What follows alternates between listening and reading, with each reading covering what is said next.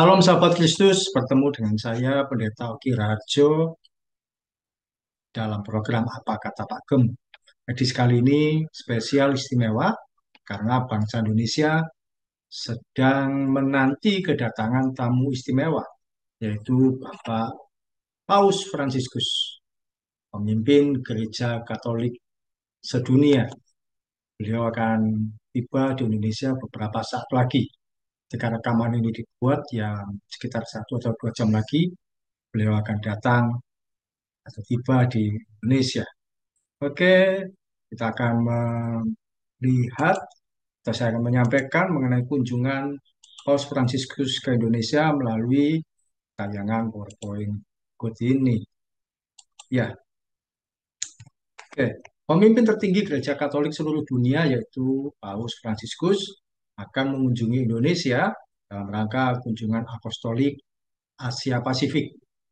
Jadi beliau akan mengunjungi beberapa negara di Asia Pasifik. Yang pertama Indonesia, kemudian dilanjutkan ke Papua Nugini, atau juga ke Timor Leste dan ke Singapura. Dan kunjungan ke Indonesia ini sebenarnya sudah direncanakan pada tahun 2020, namun kita ketahui bahwa pada tahun tersebut bangsa Indonesia dan seluruh dunia mengalami musibah yaitu COVID-19. Kunjungan akan diawali dengan kedatangan pada Selasa 3 September, berarti hari ini ya.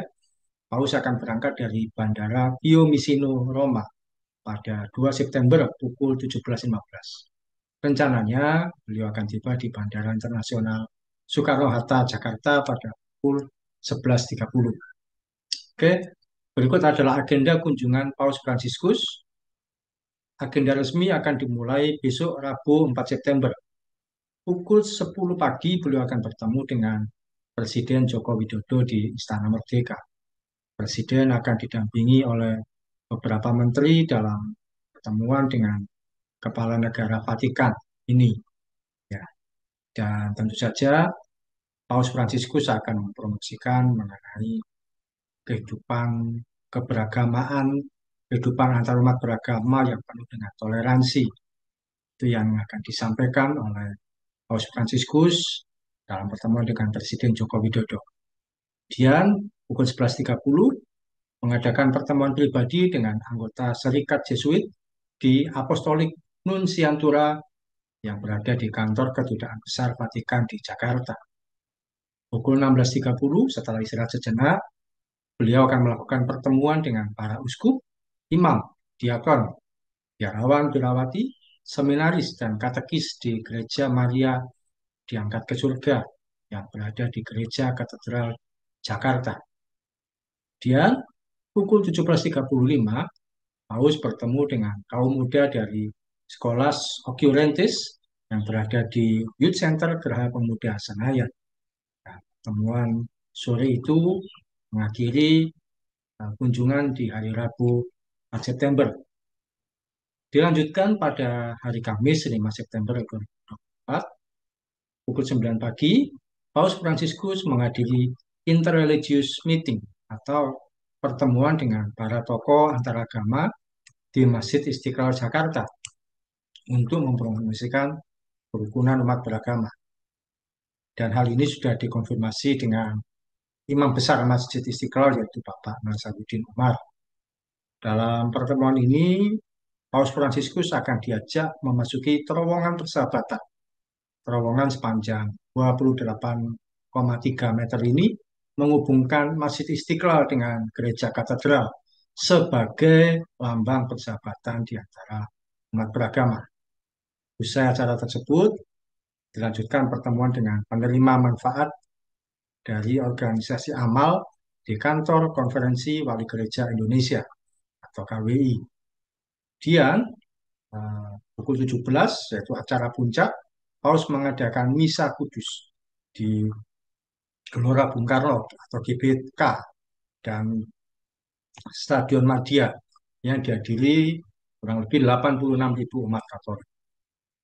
Hanya mereka yang memiliki undangan khusus yang bisa mengikuti acara secara langsung.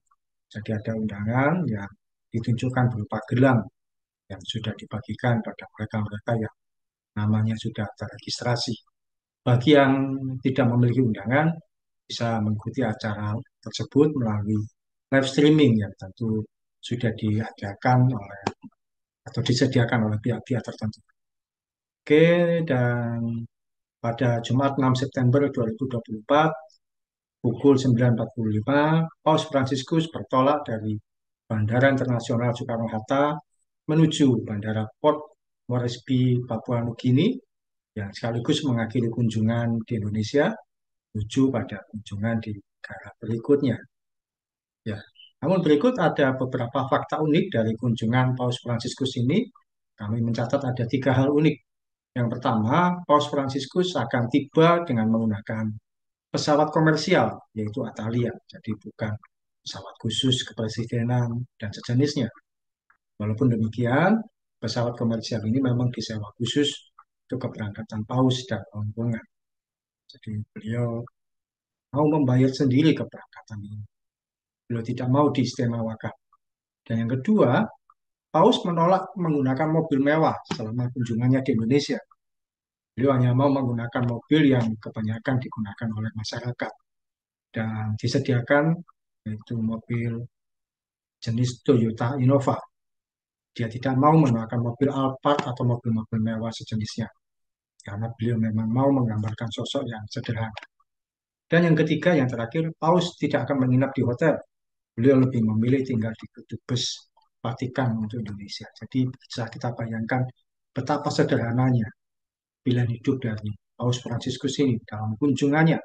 Beliau tidak merasa diistimewakan, walaupun beliau sebenarnya adalah sosok atau figur yang istimewa. Lalu harapan kita dengan adanya kunjungan Paus Fransiskus ini, yang pertama kita berdoa kunjungan Paus Fransiskus berjalan dengan lancar, aman, dan tanpa ada gangguan dalam bentuk apa. Semua aparat keamanan berjalan dengan baik, semua pihak terlibat mensukseskan acara ini dengan semaksimal mungkin. Kemudian yang kedua, kunjungan Paus Fransiskus kiranya membawa manfaat yang baik bagi kedua negara, yaitu Indonesia dan Vatikan, khususnya dalam hal kerjasama dan kehidupan yang damai di antara sesama manusia. Yang ketiga, terjalinnya sikap toleransi di antara umat manusia yang berbeda agama, sehingga tidak ada perlakuan yang salah atau kekerasan pada sesama umat manusia dalam bentuk apapun.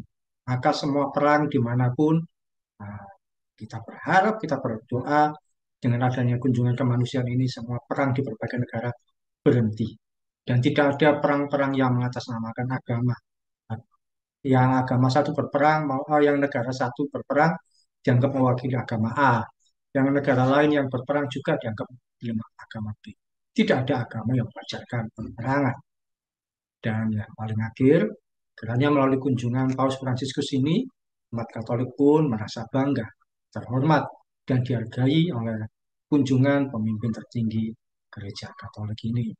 Oke, itu yang bisa kami sampaikan dari program Pak Kata Pak Gem untuk edisi kali ini. Selamat datang Paus Fransiskus di Indonesia, dan Yesus memberkati dalam kunjungan dan pelayananmu, diberikan kesehatan, kekuatan, dan damai sejahtera dimanapun Tuhan mengutus Anda untuk melayani. Oke, demikian program Apa Kata Pak Gem. Salam dari saya Pendeta Oki Harjo dari Mitzvah Ministry. Tetap setia sampai garis akhir. Tuhan Yesus memberkati.